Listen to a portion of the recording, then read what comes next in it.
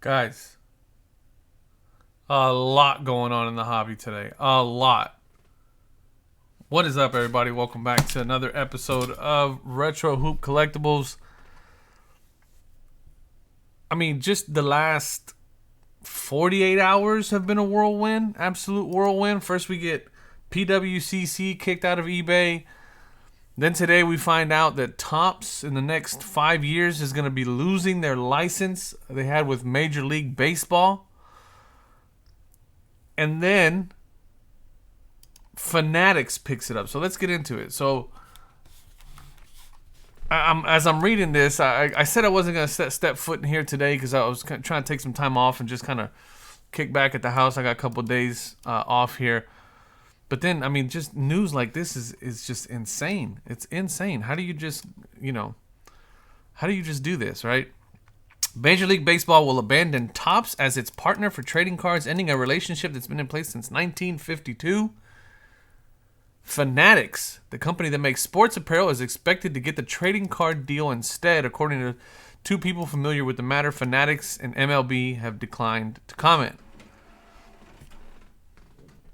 All right. Apparently my printer's excited about that. Now, why is this important? Because not too long ago we were just talking about how Topps was going to be taking public. What the hell's going on with my damn computer? I guess somebody's printing something. Well, I guess I can put my YouTube career on hold while we print this out. All right. So what's crazy about this is that Mudrick Capital was just about to take MLB Topps public under with a they did a merger, right? The special acquisition company merger with Mudrick to take Topps public. So I nobody's saying anything at this point. I mean, this news just happened maybe 5-6 hours ago. Nobody's saying nothing. Fanatics isn't saying nothing. MLB isn't saying nothing. Mudrick Capital isn't saying nothing. They're all just pretty tight-lipped about it, which is crazy because I know Fanatics has some exclusives when it comes to Fanatics exclusive Prism boxes and stuff like that they currently have deals with Panini to do Fanatic exclusive type stuff. So I just want to kind of lay out this scenario for you guys and paint the picture for you guys, right? So Panini has NFL, NBA, soccer, obviously. They have hockey, I believe, UFC, okay? And they also have, when we know that they have a working relationship with Fanatics because Fanatics has the Fanatics exclusive stuff that only gets released to them. I believe last year, or 1920, their exclusive was the green scope green choice to 8, scope choice to 8, or whatever it is. That was kind of their little slice of exclusivity there. So we know they have a working relationship with Panini. And so I immediately got to thinking to myself, well, Fanatics, if I'm not mistaken, is owned by Michael Rubin, who is the owner of the Philadelphia 76ers and the New Jersey Devils for the NHL. So the thing about all of this is I'm just thinking to myself, if Panini is trying to get MLB license, and they couldn't get the MLB license for whatever reason, or Fanatics is taking that as part of the MLB license, because the word is that Fanatics not only has the MLB license, but they also have a deal with the Players Association as well, which is big, right? The MLBPA, which is big. And so from what I understand, Panini also has a deal with the MLB Players Association, but not with MLB itself, which is why we have a baseball product with Panini, but not with the MLB logos on them. Because there's a Players Association that says, yeah, well, you can use our players and the players' likeness and names, but you just can't use the licensed, MLB licensed teams and all that stuff. So it's either a game of MLB just trying to consolidate into one thing, but also maybe just kind of trying to, yeah, consolidate it into one person, both the MLB license and the MLB Players Association, now being taken over by Fanatics.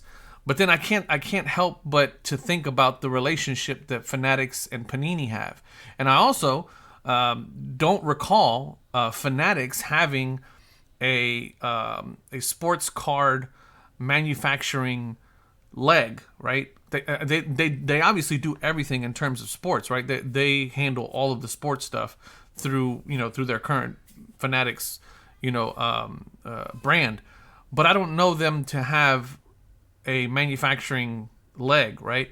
So to me, it would make absolute perfect sense for Fanatics to strike a deal with MLB and MLBPA that is very lucrative for the MLB and the MLBPA, much more than Topps, right?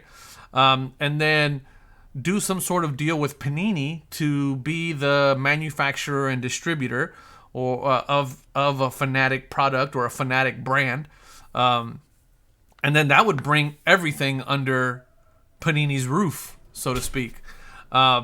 And again, the reason why I think that that something like that could occur is because of the already established relationships between Fanatics and Panini, as well as the fact that Michael Rubin, the owner of Fanatics, is also the owner or majority owner or probably co-owner of the Philadelphia 76ers, which is an NBA team, and then also the New Jersey Devils, which is an NHL team that Panini already has licenses for. So there's a lot of commingling here going on, which is insane. I mean, look, this is all fresh news, right? I mean, it's not anything big. It's very big. It's not anything that's been like fully vetted out yet, and we don't know the details. Very vaguely, we just know that Fanatics has the contract now. They have the license, and that Topps has it for 5 more years, and that gives Fanatics another 5 years to figure out how to do this from a logistics standpoint, from a manufacturing standpoint, from an operations standpoint. So that's huge. I mean, that is absolutely huge. You guys know this channel it's all about basketball for me. Basketball and a little bit of football. I just ripped some Prism draft picks and some Contenders draft picks, which I'll drop the video on that later on. This is huge news for the hobby in general, and I see it being as a part of a much bigger picture. So, I mean, this is absolutely insane. So that's one thing that's going on, right? And so I did my PSA video a while back, just with my rant on PSA, as I always do, because you guys know I'm the biggest PSA hater, according to some of you. But in that rant, I did make mention to something that